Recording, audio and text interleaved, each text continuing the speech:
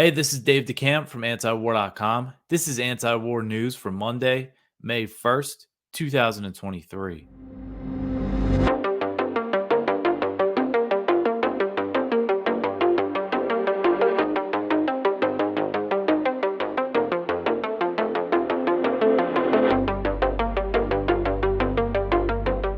All right, the first story at the top of antiwar.com today. Key nations will not follow the US on Russia and China. So, leaked intelligence documents show that key nations, including some of the most populous in the world, do not want to follow along with President Biden's policies toward Russia and China. And this is according to a report from the Washington Post, citing intelligence assessments that were allegedly leaked by Jack Teixeira. And they show the private thinking of several major countries, including India, Brazil, Pakistan, and Egypt. So when it comes to India, the US and India have increased military ties in recent years to cooperate against China. But when it comes to Russia, India has very much, not gone along with the US and its Western allies. India has maintained a good relationship with Russia, and they've become a major buyer of Russian oil. And according to one of these leaked documents, and again, this is the assessment, the US assessment of these conversations that they probably obtained by spying on these countries.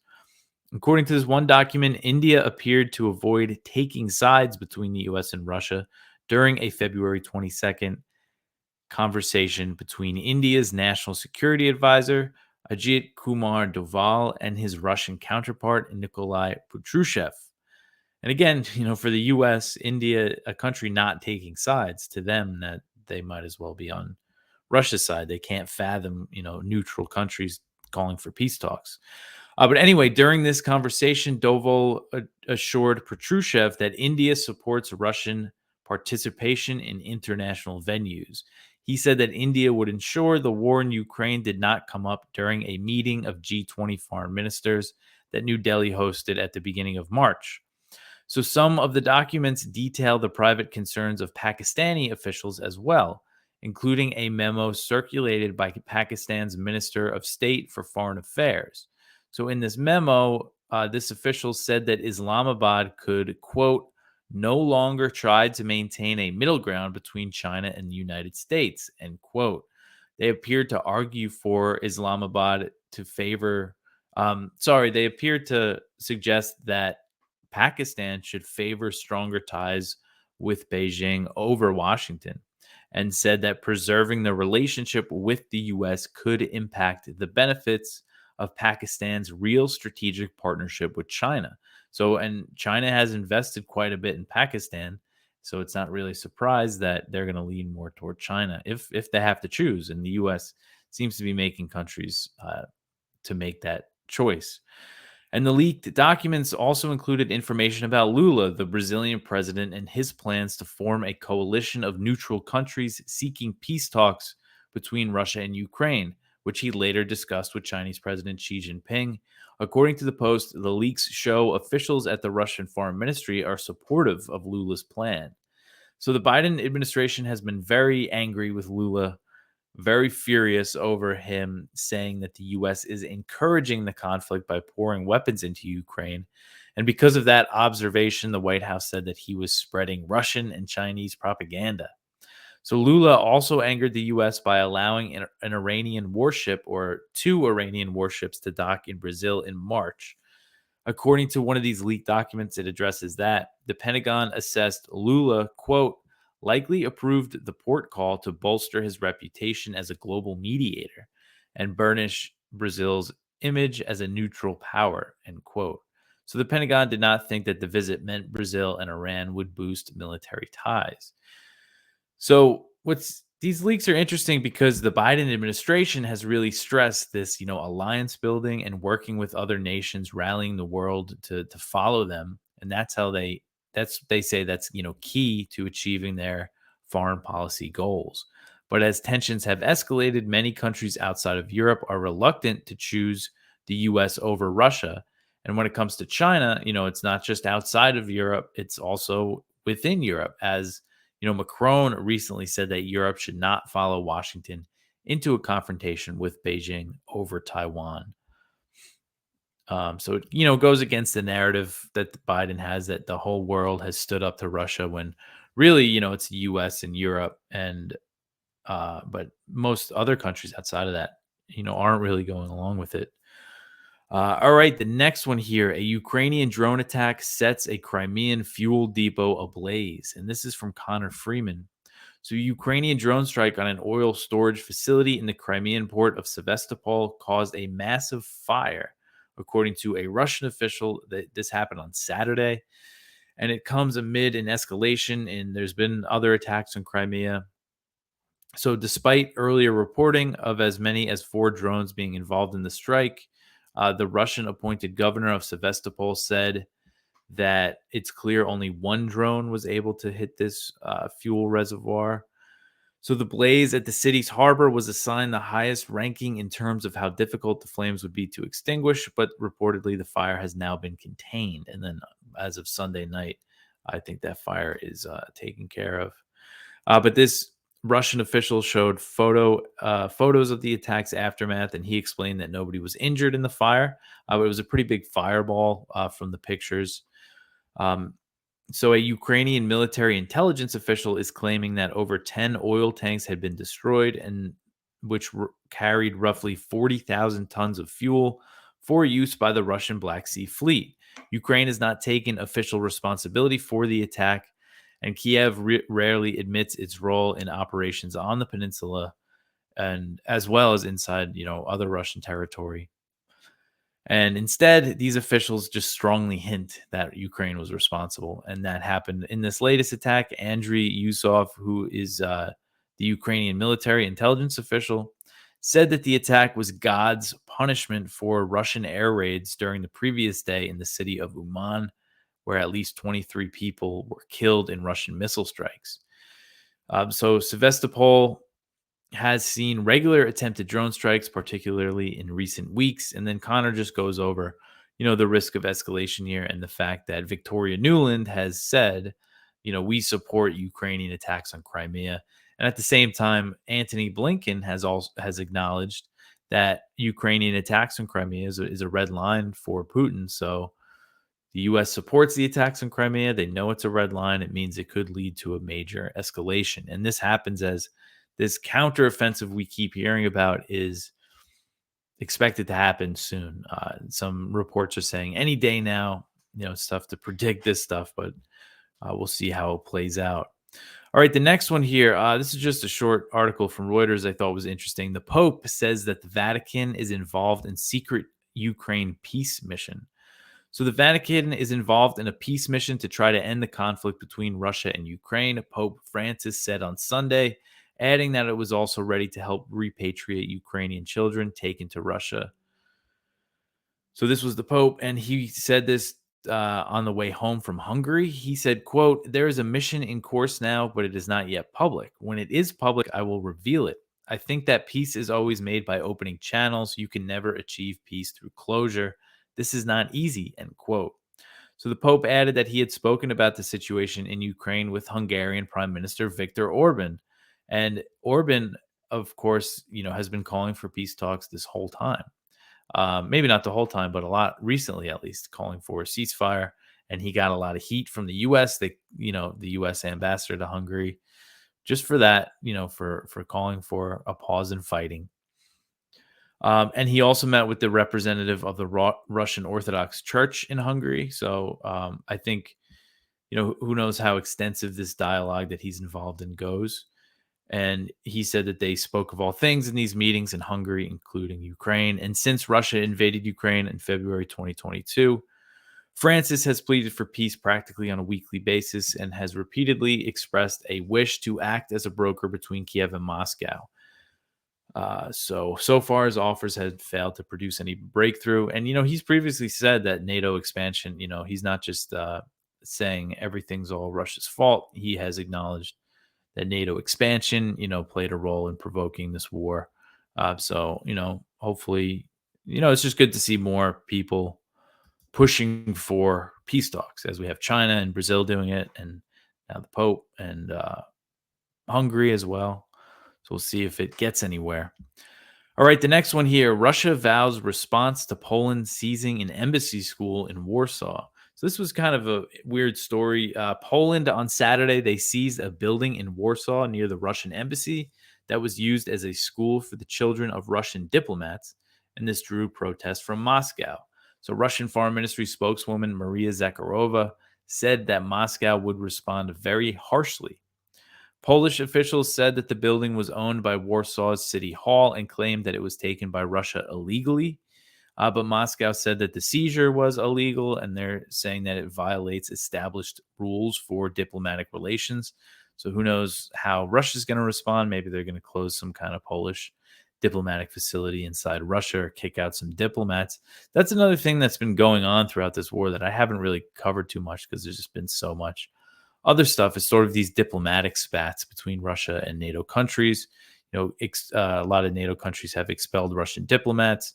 Most recently, Norway expelled 15 Russian diplomats over spying allegations, which, that happens a lot, that people kick out diplomats over these allegations of spying. But, every diplomat is a spy, to an extent, I guess. They're representatives of a government. It's not like it's a secret of who they're working for.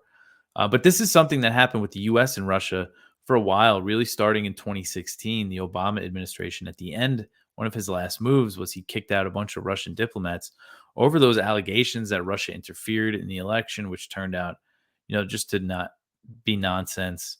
And that's when it started. And then throughout the Trump administration, the U.S. was kicking out Russian diplomats. Russia would respond, kick out U.S. diplomats. They closed consulates. It was part of the deterioration of U.S.-Russia relations. All right, the next one here. Russia denies preparing a nuclear weapons test. And this is from Kyle Anzalone. So a Kremlin spokesperson has rebuked a claim by an American diplomat that Moscow was preparing to test a nuclear weapon. Russia maintains it is committed to the nuclear test ban treaty so long as other parties adhere to it. On Friday, Dmitry Peskov responded to questions about a potential nuclear weapons test. He said, quote, "At the moment, everyone is observing the moratorium. There's nothing more to say," end quote. So that's a response to a claim made by the U.S. ambassador to Russia, Lynn Tracy.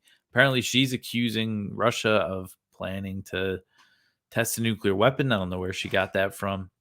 Russia all sides have accused each other of planning nuclear weapons tests. But this is Russia's position. And Kyle points out that what Peskov said lines up with what Putin has said. Putin said back in February that if the U.S. conducts tests, then Russia will. All right. So I just want to take this moment to mention again that it is our fundraiser, and antiwar.com needs your help. There's a short little letter from me at the top of the page. Also, if you're subscribed to our mailing list, you'll be getting our fundraiser letters. So that's something you should do if you want to support us, is subscribe to our newsletters. You could go to antiwar.com/newsletter, and it gives you just put in your email address and you subscribe. That way, we actually put out a daily newsletter with all the news stories with this show, and you could get on that list. Then during our fundraisers, you get our fundraising letters. But as the listeners of the show know and the readers know, we offer a unique, critical perspective of U.S. foreign policy and intervention. This is basically what this is just foreign policy news. What I do specifically in the news section, news from an anti-war, non-interventionist perspective. And there's not much like that out there. So, and we can't do this without your support because of our editorial line. We don't get corporations sponsoring us or any big things like that. So we rely entirely on our readers and the people that value what we do and want to help keep us going. So that's why, we're asking you to please chip in anything you can. Every dollar counts. Go to antiwar.com/donate and see the different ways that you could support us. All right. We got a lot of stuff to go over here, so I'm going to get back into the news. U.S. forces simulate defending Taiwan. So the U.S. Army's Special Operations Command simulated defending Taiwan from a Chinese invasion in the latest example of the U.S. military preparing for a direct war with China.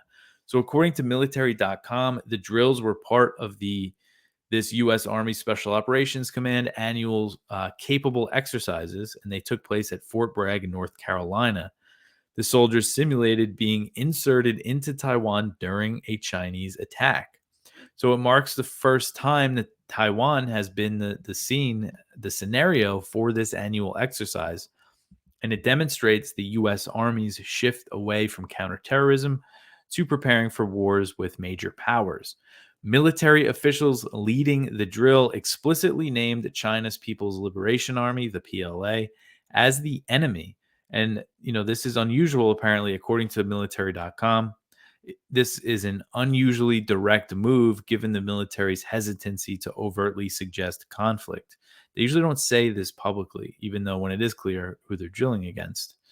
Lieutenant General Jonathan P. Braga, commanding general of the U.S. Army Special Operations Command, said in a speech ahead of the exercise that China, quote, in accordance with our national defense strategy, is our true pacing challenge out there, end quote. Then military.com also quoted an unnamed Green Beret officer. He told the crowd during the drills that he was, quote, going to receive a brief from my boss, giving us a task to conduct an operation to counter the PLA on the island of Taiwan, end quote. And then I just mentioned at the end here how President Biden has said, you have the military here simulating defending Taiwan. And, the U.S. for decades had the policy known as strategic ambiguity, which meant it wouldn't say one way or another if China attacked Taiwan, if the U.S. would intervene.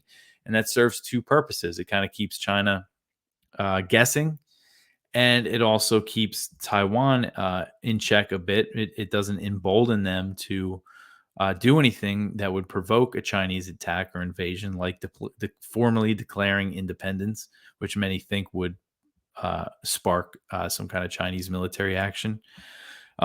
So anyway, President Biden has said several times now that he would defend Taiwan. And now it's not an official change in U.S. policy, but that's his administration's policy.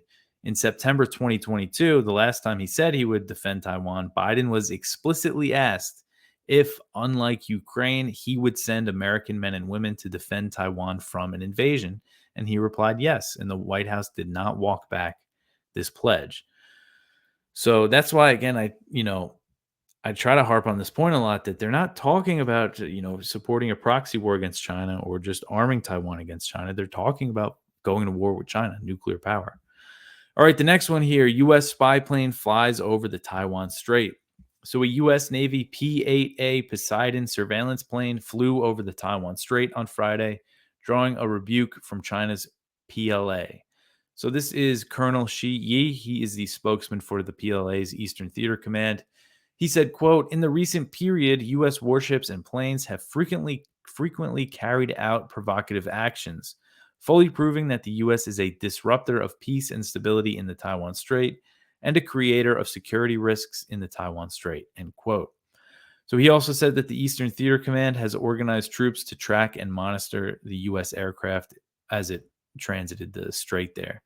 So the U.S. Navy's Japan-based 7th Fleet insisted that this flyover was done in accordance with international law and said that the U.S. would continue to, quote, fly, sail, and operate anywhere international law allows, including within the Taiwan Strait, end quote. So earlier in April, the U.S. sent a warship through the Taiwan Strait, which is more common than a flyover. The last time a U.S. spy plane flew over the sensitive waterway was in February, which marked the first U.S. military flight in the Taiwan Strait since June 2022. So again, it's more common that the U.S. sends a warship, and then, so China's usually not happy when they send the planes as well. And then also on Friday, Taiwan reported an uptick in Chinese military activity. The Taiwanese Defense Ministry said that it detected 38 PLA aircraft, including 19 that crossed the median line, which separates the two sides of the Taiwan Strait. So China started crossing that median line, sending aircraft over that median line very frequently after Nancy Pelosi visited Taiwan in August 2022. Before that, they very rarely did it. Now they do it very often, almost every day.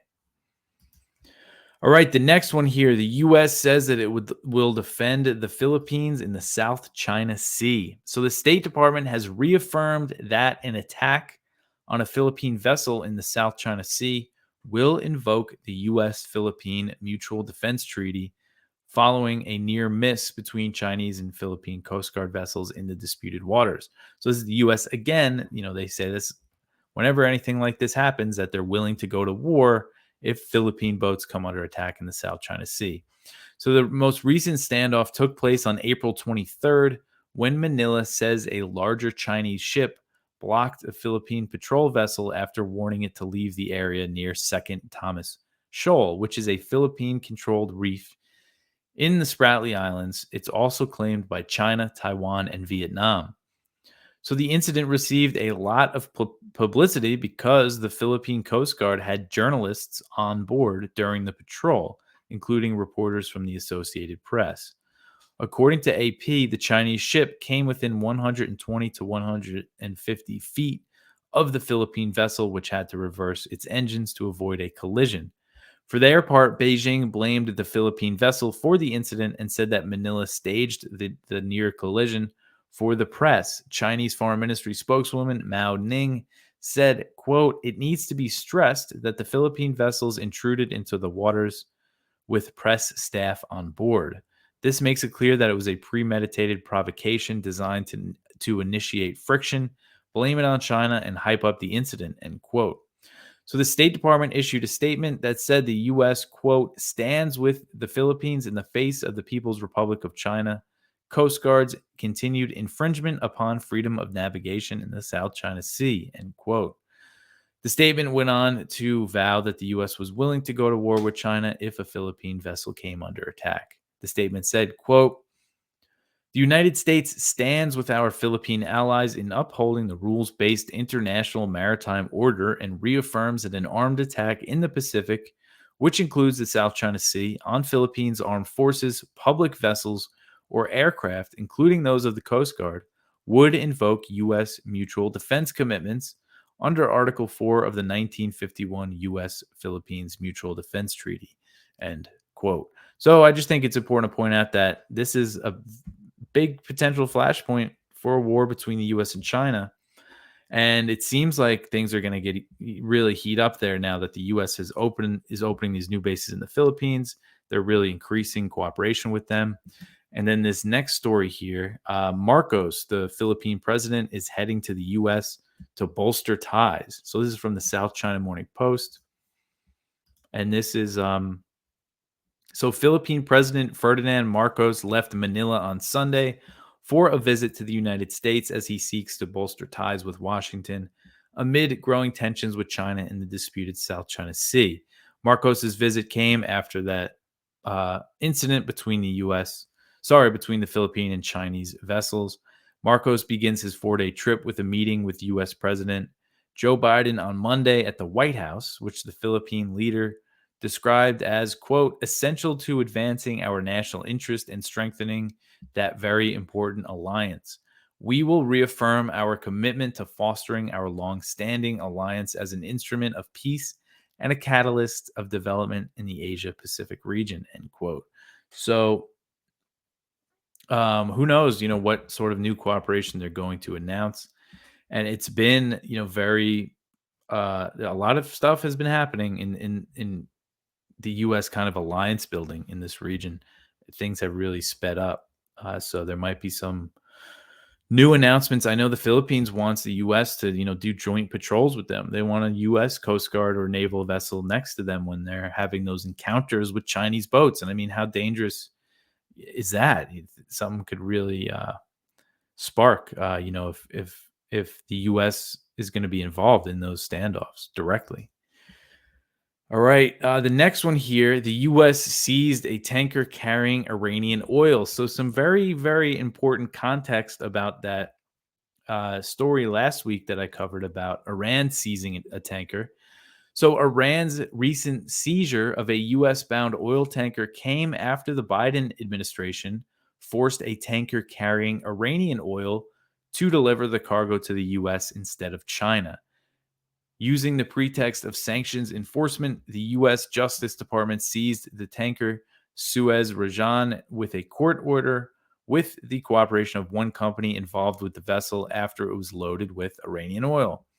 So, according to Reuters, the U.S. confiscation of an Iranian oil shipment came 5 days before Iran seized a U.S. bound Marshall Islands flag tanker, the Advantage Suite, near Oman.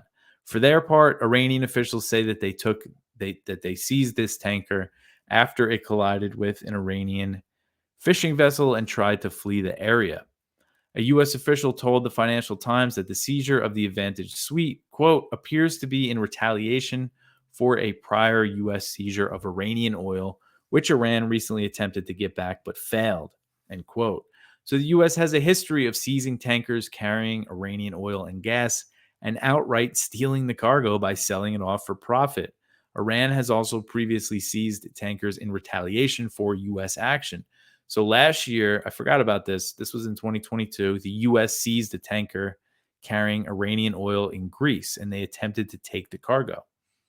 But a Greek court ruled against the confiscation, and Iran seized 2 Greek tankers in response to the move, and they released them after the court's ruling. And then in 2021, the U.S. government sold 2 million barrels of Iranian oil for $110 million from a tanker that they seized near the UAE.